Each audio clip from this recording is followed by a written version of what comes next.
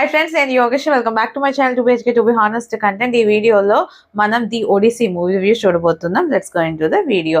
ఈ మూవీని డైరెక్ట్ చేసింది క్రిస్టోఫర్ నోలన్. చాలా మూవీస్ డైరెక్ట్ చేశారు కదా, ప్రీవియస్ గా టెనెంట్ కానీ, ఓపెన్హైమర్ కానీ. ఇప్పుడు ఈ మూవీ మన ఇండియాలోనే చాలా క్రేజ్ ఉందన్నమాట ఈ మూవీ కోసం. మెయిన్ గా అంత టాక్ రావడానికి గల రీజన్ ఏంటంటే ఐమాక్స్ కెమెరాతోనే మొత్తం షూట్ చేశారు. అండ్ ఐమాక్స్ స్క్రీన్స్ లోనే మనం ఎక్కువగా చూడాలి, ఈ మూవీ ప్రిఫర్ చేయాలని చెప్పి చాలా ఇదైందనమాట. సో అందుకే ఈ మూవీ ఇంకా ఇంకా ఫేమస్ అయ్యింది. అండ్ క్రిస్టోఫర్ నోలన్ టేకింగ్ కానివ్వండి, డైరెక్షన్ కానివ్వండి, చాలా మంది ఫ్యాన్స్ ఉన్నారు త్రూ అవుట్ వరల్డ్. అండ్ అలానే మన ఇండియాలో కూడా చాలా మంది ఫ్యాన్స్ ఉన్నారు. అందుకే ఇక్కడ కూడా పబ్లిసిటీ చాలా గట్టిగా చేశారు.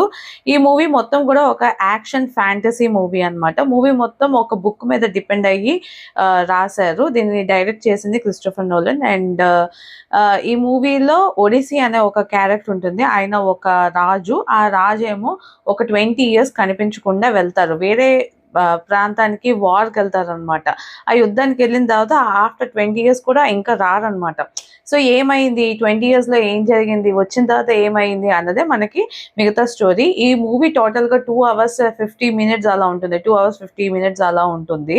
నాకు స్టార్టింగ్ సమ్ 20-25 minutes ఆ టైంలో కొంచెం ఏంటి స్లోగా వెళ్తుంది అంటే, ఎక్కువగా మాటలు ఉంటాయి కదా, సో అలా అనిపించింది.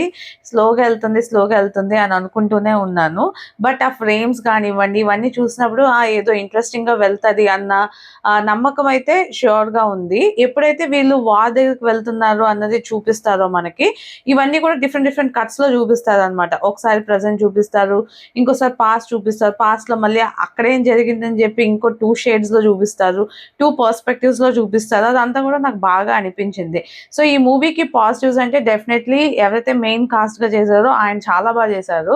అండ్ అలానే మిగతా కాస్ట్ కూడా చాలా బాగా చేశారు. మెయిన్ గా ఈ మూవీకి చూపించిన విధానం ఏదైతే ఉందో అది చాలా పెద్ద పాజిటివ్ అనమాట. ఎందుకంటే మనకి ప్రతి సీన్ చూస్తున్నప్పుడు ఒక వర్త్ ఉన్న సీన్ అనే అనిపిస్తుంది, కానీ ఎక్కడ కూడా సోదులే అన్నట్టు అనిపించదు. దానివల్లే కొంచెం స్టార్టింగ్ లో స్లోగా వెళ్ళిన ఫీలింగ్ వచ్చినప్పటికీ కూడా ఇంకా బాగానే అనిపిస్తుంది వెళ్ళే కొద్దీ.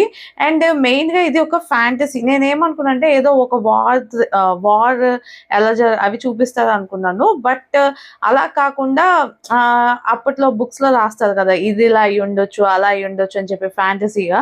సో అలాంటివన్నీ చూపిస్తారు అనమాట. ఒక 4 traps 5 traps ఉంటాయి వాళ్ళు వెళ్తున్న వేలోని. అవన్నీ కూడా చాలా బాగా చూపించారు అనిపించింది. కంప్లీట్ గా మనకు అది ఫ్యాంటసీ లానే చూపించారు.